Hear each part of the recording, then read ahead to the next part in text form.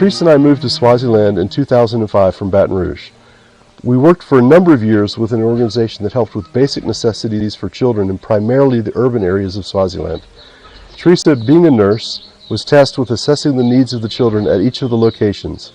Even now, Swaziland has the highest prevalence rate of HIV in the world at 26.5%, but in 2005 the prevalence was estimated to be even higher. HIV was having a major negative impact in children and families in Swaziland. It became quickly apparent that the children in the more rural and isolated areas had significantly worse health, as did most of the people in these isolated communities. The primary reason for this is distance and cost of transport to access health care. Impoverished families have to choose between costly transport or food. To counter this, we began a program in 2008 called CHIPS that identified children who may be HIV positive and then to provide transport and manage their care into the health facilities from one remote rural community. The program has changed over time to include the children's caregivers and then also open to everyone in the community. Services that could be provided locally were pushed back to the community level.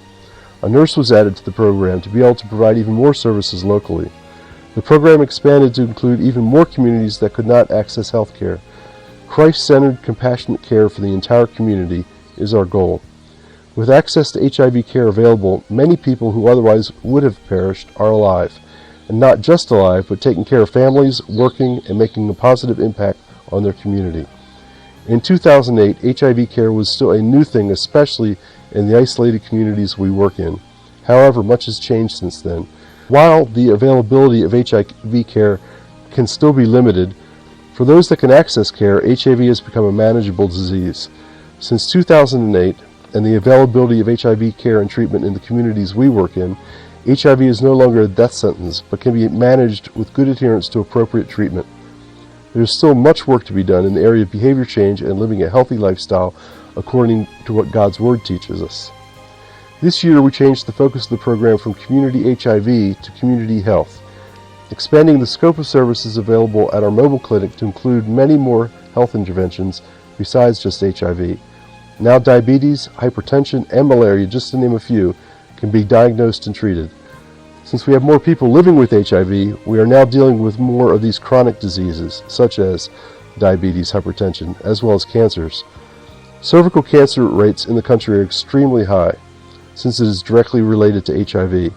We also plan to do more community awareness and teaching about the different cancers and how to prevent and diagnose them early.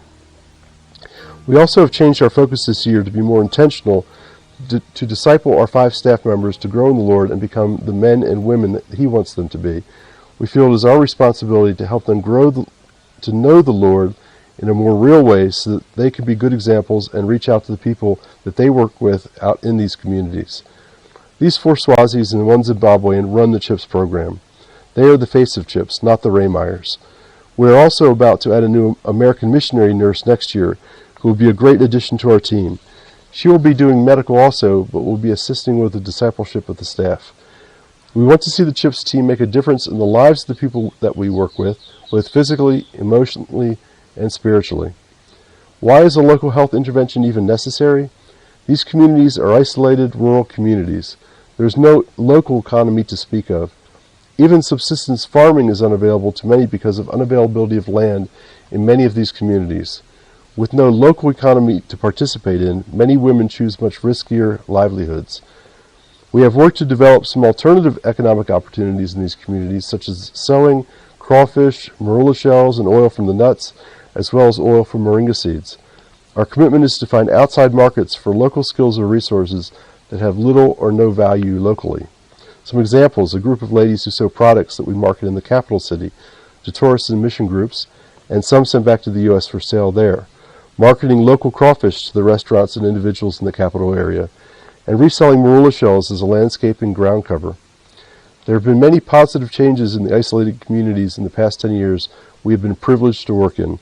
We foresee even better opportunities and health care for them as God provides going forward.